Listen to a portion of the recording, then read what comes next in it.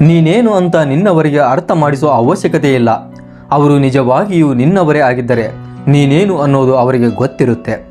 ಕಷ್ಟಕ್ಕೆ ಆಗದ ಮಕ್ಕಳು, ಬಡತನ ಹಂಚಿಕೊಳ್ಳದ ಪ್ರೀತಿ, ತಮಾಷೆ ಸಹಿಸದ ಸ್ನೇಹ, ಬೆಳವಣಿಗೆ ಬಯಸದ ಬಂಧುಗಳು, ಗೆದ್ದರೆ ಅಸೂಯೆ ಪಡುವ ವೈರಿಗಳು, ಇದ್ದರೆಷ್ಟು ಹೋದರೆಷ್ಟು.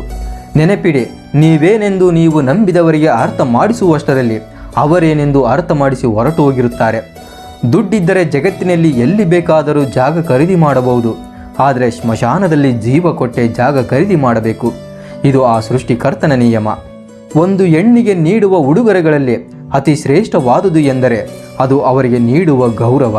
ಹೆಣ್ಣು ತನ್ನ ಜೀವನದಲ್ಲಿ ಬಣ್ಣ ಬಣ್ಣದ ಕನಸುಗಳನ್ನು ಕಟ್ಟಿಕೊಂಡಿರುತ್ತಾಳೆ. ಸಾಧ್ಯವಾದರೆ ಆ ಕನಸುಗಳಿಗೆ ಬಣ್ಣ ತುಂಬುವ ಪ್ರಯತ್ನ ಮಾಡಿ. ಕಪ್ಪು ಮಸಿ ಬಳಿಯುವ ಪ್ರಯತ್ನ ಮಾಡಬೇಡಿ. ಬುದ್ಧಿವಂತರು ತಮ್ಮ ನಂಬಿಕೆಯನ್ನು ವಿಚಾರಗಳಲ್ಲಿ ಇಡುತ್ತಾರೆಯೇ ಹೊರತು ಸಂದರ್ಭಗಳಲ್ಲಿ ಅಲ್ಲ.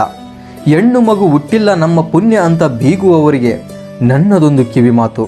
ಹೆಣ್ಣು ಮಕ್ಕಳನ್ನು ಸಾಕಲು ಅರ್ಹತೆ ಮತ್ತು ಯೋಗ್ಯತೆ ಇದ್ದವರಿಗೆ ಮಾತ್ರ ಆ ಭಗವಂತ ಹೆಣ್ಣು ಮಕ್ಕಳನ್ನು ಕೊಡೋದಂತೆ. ಅಪ್ಪ ಅಮ್ಮ ಇಲ್ಲದವರು ಅನಾಥರಲ್ಲ. ಅಪ್ಪ ಅಮ್ಮನ ಬೆಲೆ ಗೊತ್ತಿಲ್ಲದವರು ನಿಜವಾದ ಅನಾಥರು. ಜೀವನದಲ್ಲಿ ಪವಾಡಗಳು ಸಂಭವಿಸುತ್ತವೆ, ಆದರೆ ಸರಿಯಾದ ಸಮಯ ಬರೋವರೆಗೂ ನೀವು ಕಾಯಬೇಕು. ನೀನು ಮಾಡಿದ ತಪ್ಪು ಯಾರೂ ನೋಡಿಲ್ಲ ಎಂದು ಖುಷಿ ಪಡಬೇಡ. ಮುಖ್ಯವಾಗಿ ನಿನ್ನ ಆತ್ಮ, ನಿನ್ನ ಮನಸ್ಸಿಗೆ ಅದು ತಿಳಿದಿರುತ್ತದೆ. ಆ ಪರಮಾತ್ಮನೇ ಕ್ಷಮಿಸಿದರು ನಿನ್ನ ಆತ್ಮ ನಿನ್ನ ಕ್ಷಮಿಸಲಾರದು. ಮಾತಾಡಿ ಕೆಟ್ಟವರು ಅನಿಸಿಕೊಳ್ಳುವುದಕ್ಕಿಂತ ಮೌನವಾಗಿದ್ದು ಅರ್ಥವಾಗದೆ ಉಳಿದು ಬಿಡೋದು ಒಳ್ಳೆಯದು. ಸೋತಾಗ ಬೇಸರ ಪಡಬೇಡ, ಯಾಕೆಂದರೆ ನಿಜವಾಗಿ ನಮ್ಮವರು ಯಾರೆಂದು ತಿಳಿಯುವುದೇ ನಾವು ಬಿದ್ದಾಗ ಮತ್ತು ಸೋತಾಗ. ಯಾರನ್ನು ಕೂಡ ವೇಸ್ಟ್ ಪೇಪರ್ ಎಂಬಂತೆ ನೋಡಬೇಡಿ. ಇವತ್ತಿನ ವೇಸ್ಟ್ ಪೇಪರ್ ನಾಳೆ ಗಾಳಿಪಟವಾಗಿ ಮೇಲೆ ಹಾರಬಹುದು. ಅದನ್ನು ನಾವು ತಲೆ ಎತ್ತಿ ನೋಡಬೇಕಾಗುತ್ತದೆ. ಜೀವನ ಸಾಗಿಸೋಕೆ ಬಹಳ ದುಡ್ಡು ಬೇಕಾಗಿಲ್ಲ, ಆದರೆ ಇನ್ನೊಬ್ಬರನ್ನು ನೋಡಿ ಜೀವನ ಸಾಗಿಸಲು ಎಷ್ಟು ದುಡ್ಡಿದ್ದರೂ ಸಾಕಾಗುವುದಿಲ್ಲ. ಒಬ್ಬ ವ್ಯಕ್ತಿ ದೇವರ ಮುಂದೆ ನಿಂತು ನಿಮ್ಮ ಹೆಸರನ್ನು ನೆನಪಿಸಿಕೊಂಡು ಕಣ್ಣೀರು ಹಾಕುವಷ್ಟು ಯಾರ ಮನಸ್ಸನ್ನು ನೋಯಿಸಬೇಡಿ. ಸಿಗಲ್ಲ ಅಂತ ಗೊತ್ತಿದ್ರೂ ನಾವು ಅದನ್ನೇ ಇಷ್ಟಪಡುತ್ತೀವಿ. ಯಾಕೆ ಗೊತ್ತಾ? ಸಿಗುವ 100 ವಸ್ತುವಿಗಿಂತ ಸಿಗದ ಇರೋ ಆ ಒಂದು ವಸ್ತು ಮಾತ್ರ ಮನಸ್ಸನ್ನು ಗೆದ್ದಿರುತ್ತೆ. ಬದುಕಿನ ಕ್ರೂರತೆ ಏನೆಂದರೆ ಯಾರ ಬಳಿ ಚಪ್ಪಲಿ ಇರುವುದಿಲ್ಲವೋ ಅವರೇ ಜಾಸ್ತಿ ನಡೆಯಬೇಕಾಗುತ್ತದೆ. ಎಷ್ಟು ಜನರ ಮಧ್ಯೆ ಇರ್ತೀವಿ ಅನ್ನೋದು ಮುಖ್ಯವಲ್ಲ, ಎಷ್ಟು ಜನರ ಮನಸ್ಸಲ್ಲಿ ಇರ್ತೀವಿ ಅನ್ನೋದು ಮುಖ್ಯ. ಸ್ನೇಹ ಮಾತಾಡುತ್ತೆ, ಪ್ರೀತಿ ಸುಮ್ಮನಿರುತ್ತೆ. ಸ್ನೇಹ ನಗಿಸುತ್ತೆ, ಪ್ರೀತಿ ಅಳಿಸುತ್ತೆ. ಸ್ನೇಹ ಸೇರಿಸುತ್ತೆ, ಪ್ರೀತಿ ದೂರ ಮಾಡುತ್ತೆ. ಆದರೂ ಈ ಜನ ಯಾಕೆ ಸ್ನೇಹ ಬಿಟ್ಟು ಪ್ರೀತಿ ಬೇಕು ಅಂತ ಸಾಯ್ತಾರೆ? ಜೀವನದಲ್ಲಿ ನೀನು ಏನು ಸಾಧನೆ ಮಾಡಿದ್ದೀಯಾ ಅಂತ ಯಾರಾದರೂ ಕೇಳಿದರೆ ಕೋಟಿ ರೂಪಾಯಿ ಸಂಪಾದಿಸಿ ಇಟ್ಟಿದ್ದೀನಿ ಅಂತ ಹೇಳುವವನಿಗಿಂತ ತಂದೆ ತಾಯಿ ಕಣ್ಣಲ್ಲಿ ಕಣ್ಣೀರು ಬರದ ಹಾಗೆ ನಡೆದುಕೊಂಡಿದ್ದೀನಿ ಅಂತ ಹೇಳುವವನೇ ನಿಜವಾದ ಶ್ರೀಮಂತನಂತೆ. ನಮ್ಮವರೇ ನಮ್ಮನ್ನು ತಪ್ಪಾಗಿ ತಿಳಿದುಕೊಂಡಾಗ ಒಬ್ಬಂಟಿಯಾಗಿ ಇರುವುದೇ ಒಳ್ಳೆಯದು. ಏಕೆಂದರೆ ನಮ್ಮ ಮಾತು, ನಮ್ಮ ಕಾಳಜಿ ಕೊನೆಗೆ ಅವರಿಗೆ ನಾಟಕ ಎನಿಸಿಬಿಡುತ್ತದೆ. ಸೋಲು ಮತ್ತು ಒಂಟಿತನ ನಮ್ಮ ಜೀವನದಲ್ಲಿ ಬಹಳ ಪಾಠವನ್ನು ಕಲಿಸುತ್ತವೆ. ಸೋಲು ಯಾವ ಥರ ಗೆಲ್ಲಬೇಕು ಎಂದು ಕಲಿಸಿದರೆ ಒಂಟಿತನ ಜೀವನದಲ್ಲಿ ಯಾರನ್ನು ನಂಬಬೇಕು, ಯಾರು ನಮ್ಮವರು ಎಂದು ತಿಳಿಸುತ್ತದೆ. ಕೆಲವರಿಗೆ ಸೂರ್ಯ ಬಿಸಿಲು ಅನಿಸುತ್ತಾನೆ, ಇನ್ನು ಕೆಲವರಿಗೆ ಬೆಳಕು ಅನಿಸುತ್ತಾನೆ. ಹಾಗೆಯೇ ನಾವು ಕೂಡ ಕೆಲವರಿಗೆ ಒಳ್ಳೆಯವರು ಅನಿಸಿದರೆ ಇನ್ನು ಕೆಲವರಿಗೆ ಕೆಟ್ಟವರು ಅನಿಸಬಹುದು. ಅದಕ್ಕೆ ಯಾವತ್ತೂ ನಮ್ಮ ಯೋಜನೆಯಂತೆ ಬದುಕಬೇಕು, ಜನರ ಯೋಜನೆಯಂತಲ್ಲ. ಭಗವಂತ ಎಲ್ಲವನ್ನು ಕೊಟ್ಟಿದ್ದಾನೆ, ಆದರೆ ಯಾವುದೂ ನಮ್ಮದಲ್ಲ. ಭಗವಂತ ಎಲ್ಲ ಕಡೆ ಇದ್ದಾನೆ, ಆದರೆ ಹೇಗಿದ್ದಾನೆ ಎಂದು ಯಾರಿಗೂ ಗೊತ್ತಿಲ್ಲ. ಎಲ್ಲವೂ ಇದೆ, ಆದರೆ ಯಾವುದೂ ಶಾಶ್ವತವಲ್ಲ.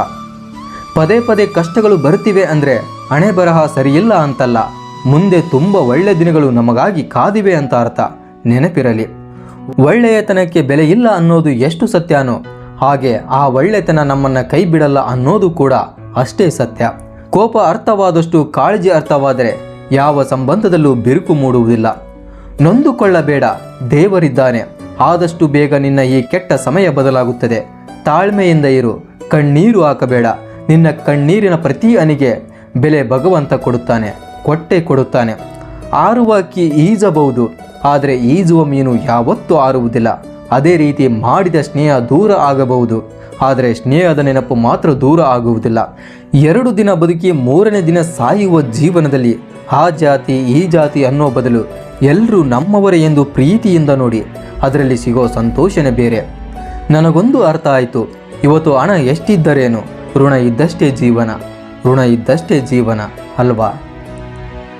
ಜೀವನ ಚಿಕ್ಕದಾಗಿದೆ. ನಿಮ್ಮನ್ನು ನಗಿಸುವ ಮತ್ತು ಪ್ರೀತಿಸುವ ಜನರೊಂದಿಗೆ ಖರ್ಚು ಮಾಡಿ.